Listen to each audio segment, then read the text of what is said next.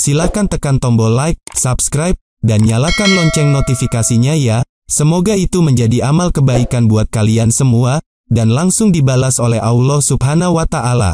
Karena itu menjadikan Mimin lebih semangat lagi untuk mengupload konten-konten terbaru tentunya. Cerita berlanjut, setelah Tai Suzy memanggil Chu Siyu untuk datang menemuinya, Chu Siyu malah meminta imbalan kepada Tai Suzy yang membuat Qi Mengdi menjadi marah. Dia berkata, "Dasar murid lancang, kau tidak boleh berkata kasar seperti itu kepada Master Agung Tai Suzy." Tapi, Tai Suzy langsung menenangkan Qi Mengdi yang sedang marah itu, lalu berkata, "Mengdi, tenanglah, itu bukan masalah besar bagiku. Lagi pula, aku ingin tahu imbalan seperti apa yang diinginkan oleh muridmu itu." Dan Qi Mengdi yang tadi memarahi Chu Siyu pun langsung terdiam, setelah Tai Suzy berkata seperti itu kepadanya.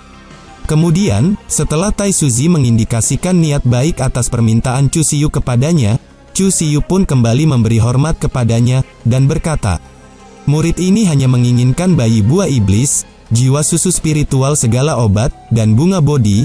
Jika Anda memilikinya, Anda bisa memberikannya kepada saya." Tentu saja, Qi Mengdi pun menjadi sangat kesal setelah mendengar permintaan Chu Siyu kepada Tai Suzy, dan dengan wajah yang terlihat sangat marah, Qi Mengdi berkata di dalam hatinya, "Murid pengkhianat ini sangat serakah, dia berani sekali meminta ketiga harta yang sangat langka itu sebagai imbalan baginya." Lalu, setelah Tai Suzy mengetahui apa yang diinginkan oleh Chu Siyu, dia pun menjawab, "Aku memiliki beberapa harta tingkat surga dan bumi, dan ada juga beberapa harta di wilayah Tanah Suci, tetapi aku tidak memiliki ketiga jenis harta yang kau inginkan itu. Namun, aku bisa memerintahkan seseorang untuk mencarinya dan memberikannya kepadamu, tapi aku tidak bisa memberi jaminan kapan aku bisa menemukannya." Chu Siyu menjawab, "Tidak masalah, karena murid ini bersedia menunggu kabar baik dari Master Agung, setelah berhasil mendapatkan ketiga harta itu." Kemudian, Chu Siyu pun tersenyum, karena dia malah membayangkan sedang berkultivasi ganda dengan Tai Suzy, dan dengan senyuman jahat di wajahnya, Chu Siyu berkata di dalam hatinya, "Tai Suzy ini ternyata cukup mudah diajak bicara ya, jika saja aku bisa menggunakan segel ibu dan anak menangis surga samsara, untuk mengendalikan Master Agung ini." Dan muncul notifikasi yang mengatakan, "Anda benar-benar bajingan, Anda adalah player yang penuh dengan nafsu birahi." Setelah itu, Chu Siyu pun menyembunyikan tangannya ke belakang, untuk mencoba menggunakan skill ibu dan anak menangis surga samsara, agar bisa mengendalikan Tai Suzy, yang merupakan Master Agung yang memimpin di wilayah Tanah Suci Taisu. Kemudian, mantra yang tidak kasat mata itu pun berterbangan dengan cepat ke arah Tai Suzy, dan perlahan tapi pasti, mantra yang tidak kasat mata itu pun menyebar ke sekujur tubuhnya, untuk mencoba menyegel basis kultivasi Tai Suzy, menggunakan skill ibu dan anak menangis surga samsara. Lalu, muncul notifikasi yang mengatakan, skill ibu dan anak menangis surga samsara berhasil mengunci Tai Suzy dengan segel Zimu, tanpa disadari oleh target. Jumlah penggunaan segel Zimu yang tersisa 0 dari 2, segel anak telah digunakan kepada Tai Suzy, dan segel ibu telah digunakan kepada Qi Mengdi. Player dapat menonaktifkan segel ini kapan saja, dan setelah menarik kembali segelnya, jumlah penggunaannya akan meningkat, dan dapat menargetkan hingga 2 orang sekaligus, yang dapat digunakan secara bersamaan. Tentu saja, Chu Siyu pun sangat terkejut melihat notifikasi itu sekaligus merasa senang, dan Chu Siyu pun berkata di dalam hatinya, "Sialan, sekarang segel Zimu yang dapat mengunci basis kultivasi seseorang, bisa digunakan kepada 2 orang sekaligus. Ini sangat luar biasa karena ini merupakan super cheat yang sangat langka." Kemudian, Chu Siyu pun membayangkan kalau dirinya sedang menggenjot Qi Mengdi dan Tai Suzy secara bersamaan, setelah berhasil meningkatkan segel Zimu yang bisa digunakan kepada 2 orang sekaligus, dan Chu Siyu membayangkan dirinya sedang tidur di pangkuan Qi Mengdi, sambil mengelus pahanya yang sangat mulus itu, dengan wajah birahinya. Lalu muncul notifikasi yang mengatakan, "Biadab, player benar-benar seseorang yang ditakdirkan menjadi penjahat sejati, karena telah berani bermimpi berkultivasi ganda dengan penguasa wilayah Tanah Suci Tai Suzy, dan juga peri kupu-kupu Qi Mengdi. Anda sangat berani mempunyai pikiran jahat seperti ini, dan itu telah memicu hadiah serangan super kritis, yaitu, Anda telah mendapatkan buku alkimia. Buku alkimia volume tengah dan Jing, kategori ilmu gaib, tingkat immortal. Pendahuluan, Sutra Alkimia Kuno dibagi menjadi 3 volume, volume atas, tengah, dan bawah. Volume tengah adalah Sutra Racun, yang telah mengumpulkan puluhan ribu formula racun. Setelah berlatih secara ekstrim, Anda bahkan bisa membuat racun yang dapat membunuh seorang kultivator di Rana Zundi, atau Kaisar Semu. Jika 3 volume digabungkan menjadi satu, buku alkimia ini adalah Sutra Kaisar Alkimia tingkat tertinggi, yang diciptakan oleh Kaisar Alkimia umat manusia di zaman kuno pada jutaan tahun yang lalu. Tentu saja, Chu Siyu pun kembali merasa senang setelah melihat notifikasi itu, dan berkata di dalam hatinya, "Haha, hadiah buku Sutra Alkimia ini sangatlah bagus, karena bagaimana bisa seseorang disebut sebagai penjahat sejati, jika dia tidak memiliki racun untuk menghabisi para musuhnya." Kemudian, Tai Suzi berkata, "Bagian dalam ginseng memiliki efek yang besar dalam memperkuat energi Qi dan juga melancarkan peredaran darah, semoga kau bisa memanfaatkan efeknya dengan baik." Dan Chu Siyu pun berterima kasih kepada Tai Suzi dengan memberi hormat kepadanya, lalu berkata, "Terima kasih Master Agung, saya akan memanfaatkannya dengan sangat baik." Lalu, setelah berpamitan kepada Tai Suzi, Chu Siyu beserta Qi Mengdi pun berniat kembali ke Gunung Yunxia, karena mereka sudah menyelesaikan semua urusannya di Menara Dewa Taisu tersebut. Kemudian, di saat Tai Suzi melihat Chu Siyu dan Qi Mengdi berjalan meninggalkan tempat itu, Tai Suzi pun terlihat mengeluarkan keringat dingin dari wajahnya, dan berkata di dalam hatinya, "Aku tidak tahu dari mana datangnya perasaan yang tidak mengenakan ini, apakah ada seseorang yang berniat untuk melawanku? Atau mungkinkah aku sudah terlalu lama berada di dalam pengasingan, sehingga indraku menjadi tumpul, dan menyebabkan ilusi ini?" Lalu, Tai Suzi pun bangkit dari tempat duduknya, sambil mengelap keringat dingin yang bercucuran dari wajahnya, dan kembali berkata di dalam hatinya, "Sebaiknya aku pergi keluar untuk jalan-jalan, agar suasana hatiku menjadi lebih baik. Setelah aku merasa sangat jenuh, karena harus mengawasi ujian Menara Dewa Taisu tahun ini." Sementara itu, Chu Siyu beserta Qi Mengdi berniat untuk kembali ke Gunung Yunxia menggunakan perahu terbang yang cukup besar, karena perahu terbang tersebut merupakan perahu utama yang dimiliki oleh Gunung Yunxia, yang dimiliki oleh Qi Mengdi sebagai master dari Sekte Gunung Yunxia. Di dalam kabin utama yang menghadap ke dalam, terlihat di sana Chu Siyu beserta Qi Mengdi yang sedang duduk di depan meja, dan juga terlihat 2 orang murid junior yang menuangkan minuman untuk mereka berdua. Murid junior itu berkata, "Kakak senior, Master, silahkan diminum tehnya, ini adalah teh terbaik yang hanya tumbuh di puncak Gunung Yunxia kita."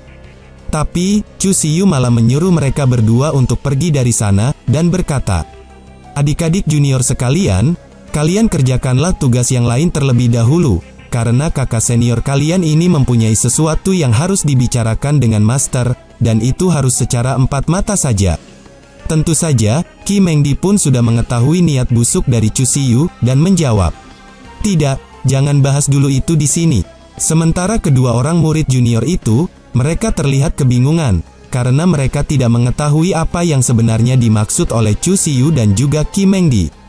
Lalu, murid junior itu bertanya, "Master, apakah yang dikatakan oleh kakak senior sangatlah rahasia, sehingga kami tidak boleh mengetahuinya?" Sementara Qi Mengdi yang merasa sangat malu pun berusaha untuk menyembunyikan ekspresinya itu, dengan berpura-pura batuk, lalu menjawab, Aham, itu bukan apa-apa, kalian keluarlah terlebih dahulu." Kemudian, setelah kedua murid junior itu keluar dari tempat itu, Chu Siyu pun langsung berkonsentrasi sambil memusatkan energi spiritual di tangannya, untuk mengaktifkan segel pelindung miliknya. Setelah itu, Chu Siyu pun memasang segel insulasi kedap suara di semua pintu, jendela, dan juga dinding dari ruangan yang ditempatinya, agar suara dari dalam ruangan tidak bisa terdengar keluar meskipun hanya sedikit saja. Kemudian, dengan senyuman jahat di wajahnya, Chu Siyu berkata, "Sekarang, di dalam ruangan ini hanya tinggal kita berdua saja, dan akan terasa sangat sia-sia, jika kita membiarkan pemandangan yang sangat indah ini tanpa melakukan apa-apa." Mendengar perkataan Chu Siyu kepadanya, Qi Mengdi pun sudah mengetahui apa maksud dari tujuan Chu Siyu yang berkata seperti itu kepadanya, dan langsung melepaskan topeng rubah perunggu miliknya. Lalu dengan wajah yang terlihat sangat marah, Qi Mengdi pun berkata, "Dasar murid pengkhianat, apakah kau berniat untuk menggenjotku lagi? Apa kau hanya menganggapku sebagai pemuas nafsu birahimu saja?" Kemudian, Chu Siyu mendekatkan wajahnya ke arah Qi Mengdi, dan dengan refleks Qi Mengdi langsung menjauhinya. Lalu Chu Siyu pun berkata, "Masterku yang cantik, apakah di matamu itu, aku ini terlihat sebagai orang seperti itu?" Qi Mengdi menjawab, "Karena kau memang orang seperti itu." Lalu, Chu Siyu pun berdiri, dan mengambil topeng rubah perunggu yang sedang dipegang oleh Qi Mengdi, dan Chu Siyu pun melanjutkan perkataannya. "Master, apakah kau ingin memulihkan basis kultivasi milikmu?" Sambil mengepalkan tangannya, Qi Mengdi menjawab, "Yah, tentu saja." Setelah itu, Chu Siyu menghampiri Qi Mengdi, dan sambil melihat topeng rubah perunggu yang sedang dipegangnya, Chu Siyu pun kembali berkata, "Topeng ini sangat bagus, karena dapat menutupi berapa tingkat basis kultivasimu dengan sangat sempurna. Bahkan seseorang yang berada di ranah Seng Wang Jing atau alam Raja Suci seperti Tai Suzi, dia tidak menyadari bahwa Master telah kehilangan basis kultivasimu saat ini." Sementara Qi Mengdi, dia langsung memalingkan wajahnya karena merasa sangat kesal, dan berkata, "Dasar murid pengkhianat, kemampuan beraktingmu juga bagus saat kau berada di hadapan Master Agung." Kemudian, dengan wajah yang terlihat merasa sangat malu, Qi Mengdi melanjutkan perkataannya, "Setelah kau menggenjotku berkali-kali, kau pasti akan ternoda oleh aroma unik dari tubuh Tian Xiang milikku, tapi kau berhasil menutupinya dengan sangat baik, sehingga Master Agung pun tidak menyadarinya sama sekali." Dan Chu Siyu hanya diam saja sambil tersenyum, karena baginya, menutupi aroma tubuh Tian Xiang sangatlah mudah, seperti membalikan telapak tangan. Kemudian, Qi Mengdi pun menutup matanya sejenak, dan berkata di dalam hatinya, "Untungnya, murid pengkhianat ini tahu caranya menutupi aroma dari tubuh Tian Xiang milikku. Kalau tidak, apa yang telah terjadi antara aku dengannya akan terungkap, sehingga aku tidak bisa menunjukkan wajahku lagi di depan semua orang yang memberikanku gelar sebagai peri kupu-kupu di wilayah Tanah Suci Taisu. Tapi aku telah dinodai oleh murid pengkhianat ini." Lalu, Qi Mengdi menatap Chu Siyu dengan tatapan mata yang sinis dan berkata, "Bukankah barusan kau bilang, kau akan memulihkan basis kultivasi milikku?" Tapi Chu Siyu malah tertawa mendengarnya, dan menjawab, "Yah, itu benar." Qi Mengdi kembali bertanya, "Apa syaratnya? Karena tidak mungkin kau akan melakukannya dengan cuma-cuma kan?" Kemudian, bukannya menjawab pertanyaan dari Qi Mengdi kepadanya, Chu Siyu malah memberikan sesuatu kepada Qi Mengdi, dan berkata, "Tapi sebelum itu, aku ingin Master mencoba mengenakan ini terlebih dahulu." Lalu, Qi Mengdi pun mengambil barang yang diberikan oleh Chu Siyu kepadanya, dan bertanya, "Benda apa ini, kenapa juga aku harus memakainya?" Chu Siyu menjawabnya sambil tersenyum, "Cepat pakai saja itu, dan aku akan memberimu hadiah."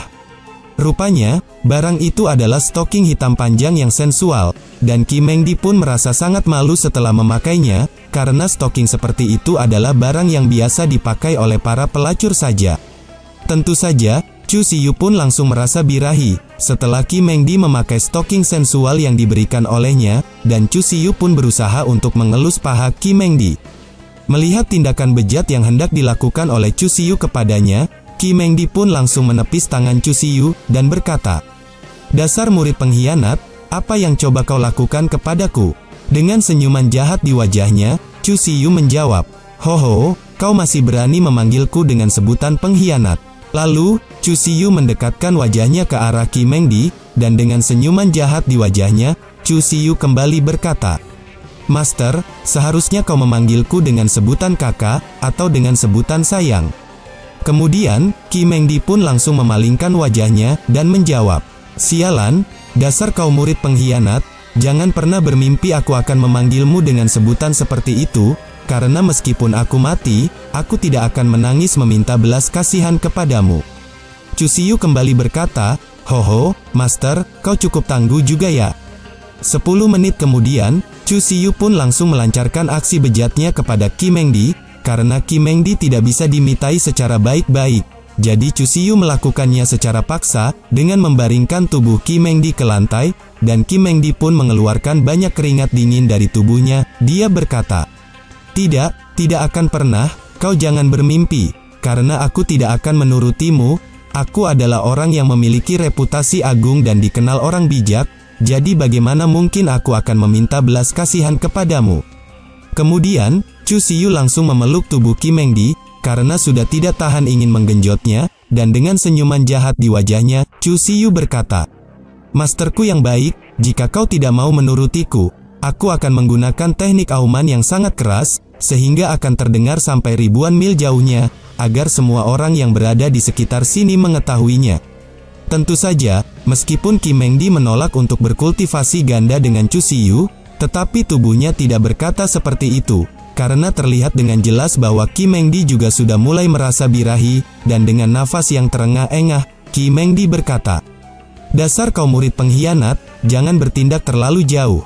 Kemudian, dengan keringat dingin yang bercucuran dari wajahnya, Kim Mengdi pun menggeretakkan giginya, karena Chu Siyu mulai meremas bagian sensitif di tubuhnya, setelah Chu Siyu meminta Kim Mengdi untuk memanggilnya dengan sebutan kakak. Dan akhirnya, mau tidak mau Kim Mengdi pun menuruti permintaan Chu Siyu kepadanya, dan memanggil Chu Siyu dengan sebutan kakak, lalu berkata, "Baiklah, kakak Chu Siyu, aku menyerah, tolong hentikan semua ini." Tapi, semua itu hanyalah rencana busuk dari Chu Siyu saja, karena Chu Siyu tetap menggenjot Kim Mengdi sepanjang malam untuk melampiaskan nafsu birahinya, sehingga Kim Mengdi pun terus menjerit sepanjang malam di ruangan itu. Tapi karena segel yang telah dipasang oleh Chu Siyu sebelumnya, jeritan kesakitan Kim Mengdi pun tidak terdengar keluar. Dan karena dipaksa untuk melayani nafsu buas Chu Siyu pada malam itu, Kim Mengdi pun menyumpahi Chu Siyu. Dia berkata, "Kau adalah murid pengkhianat yang tidak bermoral, cepat atau lambat, aku pasti akan membunuhmu dengan tanganku sendiri." Kemudian, setelah sampai di Gunung Yunxia, Chu Siyu pun langsung pergi ke ruangannya. Dan sambil berjalan menuju ke sana, Chu Siyu pun berkata di dalam hatinya, "Pasir Kaisar Agung Yinsa telah aku berikan kepada Chu Xiaoran, dengan begitu semua urusanku di Menara Dewa Taisu telah selesai." Lalu, Chu Siyu pun melihat dua surat gulungan yang diberikan oleh Chu Xiaoran kepadanya, sebagai imbalan atas Pasir Kaisar Agung Yinsa, dan Chu Siyu pun kembali berkata di dalam hatinya, informasi yang diberikan oleh Chu Xiaoran cukup rinci, dan jiwa bayi iblis memang berada di alam rahasia hutan belantara. Sepertinya, perjalanan menuju ke alam rahasia setan liar tidak bisa dihindari, jadi aku perlu berlatih dengan rajin untuk itu. Kemudian, di saat Chu Siyu berjalan menuju ke ruangannya, Chu Siyu melihat para murid yang sedang membaca surat kabar, dan si murid gendut itu pun berkata, "Hei, lihatlah, edisi baru daftar formasi Tianji telah diperbaharui." Lalu, temannya bertanya kepada si gendut itu, dia berkata, "Itu sudah pasti akan diperbaharui, karena Dewa Iblis Chu yang menempati urutan pertama sudah mati. Jadi seseorang harus menempati posisinya itu, dan berada di daftar paling atas." Nama surat kabar yang sedang dibaca mereka adalah Tianji Bao, di mana mereka akan mencatat semua kejadian besar dan kecil yang terjadi di benua Tian Qiong, dan juga memberitakan daftar kultivator yang memiliki kekuatan tempur paling tinggi hingga gosip yang sepele, dan untuk satu lembar salinan beritanya, dihargai dengan 1 batu yuan tingkat menengah. Kemudian, Chu Siyu pun berjalan melewati mereka sambil tersenyum, dan berkata di dalam hatinya, "Haha, apakah aku tidak sedang bermimpi? Kalau dipikir-pikir Dewa Iblis Chu yang baru saja kalian sebutkan itu, bukan hanya dia belum mati, tapi dia masih hidup sehat sampai sekarang dan berjalan di hadapan kalian." Lalu, mereka berdua langsung terkejut setelah melihat berita lainnya, dan si gendut pun kembali berkata, "Hei, apakah aku tidak salah lihat? Karena orang yang menduduki posisi keempat di daftar orang suci kecil juga telah diganti, yang sebelumnya ditempati oleh Zhang Xianling, orang suci dari Sekte Dewa Yin Yang, tapi sekarang, yang menempati posisi itu adalah Liu Hongyi." Temannya yang juga terkejut setelah mengetahui berita itu, dia berkata, "Sialan, Zhang Xianling adalah dewi idamanku, dan siapakah itu Liu Hongyi? Apakah dia memiliki kemampuan yang cukup bagus untuk menempati posisi itu?" Setelah mendengar perkataan dari mereka berdua, wajah Chu Siyu pun langsung berubah, dan menatap ke arah mereka dengan tatapan mata yang dingin, lalu berkata di dalam hatinya, "Liu Hongyi, apakah itu adalah dia? Baiklah, aku akan mencari tahu info lebih lanjut tentang orang yang bernama Liu Hongyi ini, di episode selanjutnya."